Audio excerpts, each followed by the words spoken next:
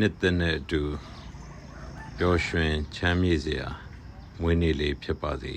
ဆရာမကြီးဒေါက်တာစင်တီယာမောင်ခင်ဗျာ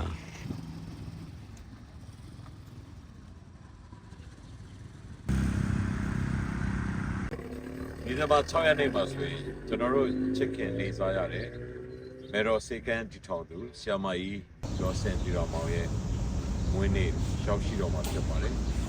ဆရာမကြီးက1989ခုနှစ်ကလေးကမေတော်စေကန်ကိုစတင်တည်ထောင်ခဲ့တာအခုဆိုရင်36နှစ်ထဲကိုရောက်ရှိခဲ့ပြီဖြစ်ပါတယ်လူနာပေါင်း3သိန်းကျော်ကိုလည်းဥတမှုပေးနိုင်ခဲ့တဲ့ပုဂ္ဂိုလ်သူဖြစ်ပါတယ်ဆရာမကြီးကိုဦးညီချင်းဆရာမကြီးရဲ့မွေးနေ့ကိုအမှတ်တရဂုဏ်ပြုခြင်းရတယ်မေတော်စေကန်ကိုကုသနေကြတဲ့မေတော်စေကန်မှာလာရောက်ကုသနေကြတဲ့ပြည်သူတွေကိုဒါကျွန်တော်တို့စောင့်ရှောက်ခဲ့တင်ခြင်းလည်းဖြစ်ပါတယ်။ဒါကြောင့်မလို့ကျွန်တော်တို့ရဲ့ပကြီးအမှုပညာရှင်တွေကစိတ်ကူးတစ်ခုရခဲ့ပါတယ်။သူတို့ရဲ့ပကြီးကားလေးတွေကိုဒီမှာပြပွဲလေးလုပ်ရောင်းချပြီးတော့ဆရာမကြီးရဲ့မွေးနေ့ကိုဂုဏ်ပြုရင်းအမတ်တရဖြစ်စေရင်းနဲ့ဘယ်တော့စေကမ်းမှာတက်ရောက်ကုသနေကြတဲ့ကျွန်တော်ရဲ့ပြည်သူတွေကိုကဲတင်ရလဲရောက်အောင်သူတို့ပကြီးပြပွဲလေးတစ်ခုဆောင်ရွက်ခဲ့ပါတယ်။ဆရာမကြီးရဲ့မွေးနေ့ထိမ်းမှတ်အမတ်တရအဖြစ်အနေနဲ့လည်းပါပါတယ်။သူတို့ရဲ့ပကြီးကားတွေကိုအနေဆုံးဒေါ်လာ150ကနေဒေါ်လာ3500ထိသတ်မှတ်ထားပါတယ်။သတ်မှတ်ထားတာကတော့ဈေးနှုန်းတစ်ခုပါ။ဒီတက်ပို့ပေးလို့လဲကြတယ်။ဒီတက်ပကြီးကားမွယ်ပဲနဲ့ကူလို့လဲကြတယ်။ဒီဆေးကမ်းမှာဒါရောက်နေတဲ့လူနာပေါင်းများစွာတစ်နေ့တစ်နေ့လူနာဆောင်နေလူနာပေါင်းများစွာဦးညီကဲတင်နေရတာပြောတဲ့ကိစ္စတော့မဟုတ်ပါဘူး။ကျွန်တော်တို့ပကြီးကားတွေဝယ်ရင်းနဲ့ဆရာမကြီးရဲ့မွေးနေ့ကိုဂုဏ်ပြုရင်းအမတ်တရပါဝင်ကြပါစို့လို့ဒီနေ့ကနေတိုက်တွန်းဖိတ်ခေါ်လိုက်ရပါတယ်ခင်ဗျာ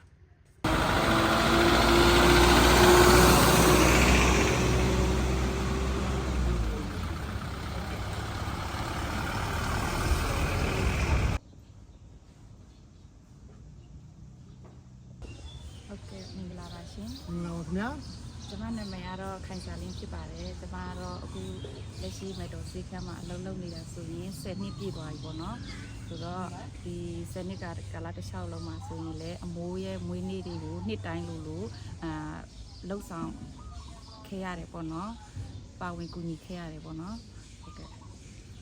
ကျွန်တော်ကတော့ကိုဖြိုးဖြစ်ပါတယ်မေတော်စေကန်းမှာအလုပ်လုပ်နေရတော့2နှစ်ကျော်ပြီပေါ့နော်ဆိုတော့မေတော်စေကန်းမှာ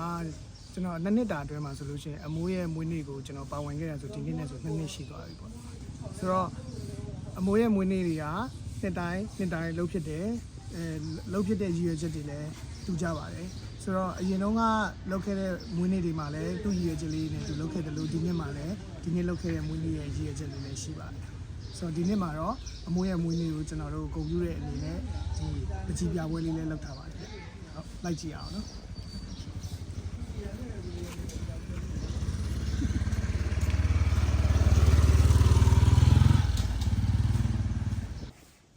ပြောလားနော်အချက်ရေးတဲ့ရှိချက်ရှိပါတယ်ဘယ်လိုပြောလဲနော်တမတ်ထားတဲ့ပကြီးကားတွေကိုတော့ရမငွေဖြစ်ရောင်းချပြီးတော့မှဖြစ်ပါတယ်အချို့ပကြီးကားတွေကတော့ဒီမှာပြအမှုပညာရှင်တွေလာရောက်ပြသထားဖြစ်ပါတယ်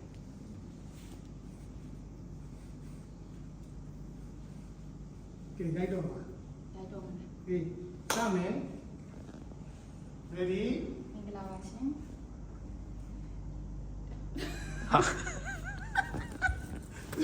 ငါစိတ်နေပြောအဒီပြောတော့ ဘယ်ကနေစားမှာလဲ အကြီးကဒီပြကဲမှာ မြောက်ကိုရရင်တော့အလောင်းမျက်စိ အကြီးဒီပြကဲမှာဆိုရင်ငါတို့ကကိုရှိမှပြောပြီးသွားပြီလေမကြီးကပြပွဲကိုလာရောက်ဖို့ဖိတ်ခေါ်ပါတယ်ဆိုလိုက်ခဲ့ပါဆိုရင်ပြောပြီးသွားတယ်ဆိုဒီရောက်တယ်ဆိုလို့ရှိရင်ဒီကစပြီးပြန်ပြောမှာဒီပြကဲမှာဆိုလို့ရှိရင်မကြီးပေါ့ဗာလဲဒီပြကဲမှာဆိုလို့ရှိရင်မကြီးကားပေါင်း44ချက်ရှိပါတယ်တတ်မှတ်ထားတဲ့ပကြီးကားတွေကိုတော့ရောင်းချပြီးတော့ရန်မုံငွေဖြစ်ရောင်းချပြီးတော့မှဖြစ်ပြီးတော့ကျန်တဲ့ပကြီးကားတွေတော့လူပညာရှင်များကပြသထားတာဖြစ်ပါတယ် That's it နော် That's all Okay ရပြီလား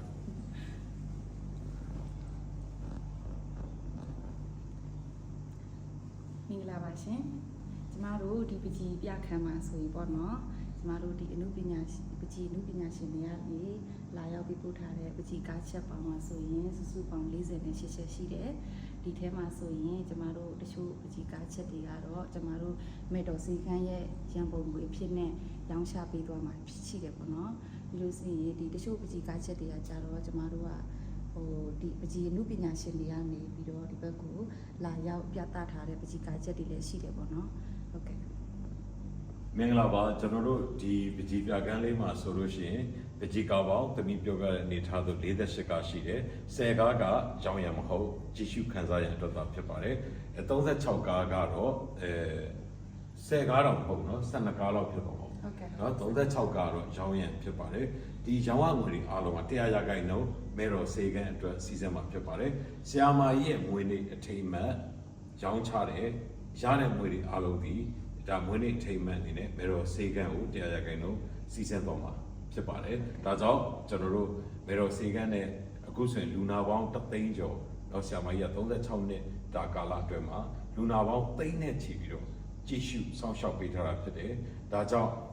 အခုဆိုရင်သူ့ရဲ့နော်လူနာတွေလူနာမိသားစုဝင်တွေဟာအနေနဲ့ရကမ္ဘာနိုင်ငံအနှံ့အပြားကိုရောက်ရှိနေကြပြီဖြစ်တယ်အဲ့တော့အဝေးရောအနီးရောဆရာမကြီးရဲ့မွေးနေ့အထိမ်းအမှတ်အနေနဲ့မဲတော်စေကန်းကိုပြန်လဲကြည့်ရှုစောင့်ရှောက်ကြဖို့ကျွန်တော်ဒီနေ့ကနေဖိတ်ခေါ်ပါတယ်။ဘာလို့လဲဆိုတော့ကမ္ဘာမှာကြုံတွေ့နေရတဲ့ခက်ခဲအခြေအနေရဟာကျွန်တော်တို့မဲတော်စေကန်းကိုလည်းအကျက်တဲဖြစ်ပေါ်စေပါတယ်။ဒါကြောင့်ကျွန်တော်တို့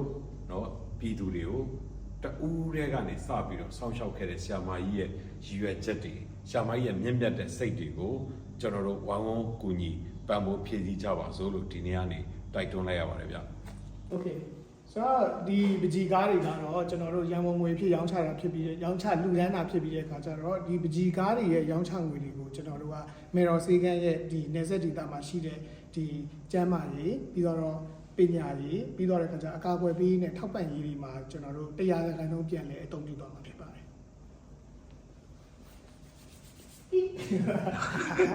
ပါလမ်းတွေနောက်တစ်ချက်ဟုတ်ကဲ့ဒီပချီပြပွဲမှာပါဝင်ခွင့်ရတာလဲအင်မတန်ဂုဏ်ယူပါတယ်ဆိုတော့ကျွန်တော်တို့ရဲ့ဒီဘက်ရောက်နေတဲ့မြန်မာပြည်သူပြည်သားတွေကိုကိုညီရလဲရောက်တယ်ကျွန်တော်တို့တတ်နိုင်တဲ့ဘက်ကနေကိုမြင့်ချင်းဖြစ်ပါတယ်အားလုံးကျေးဇူးတင်ပါတယ်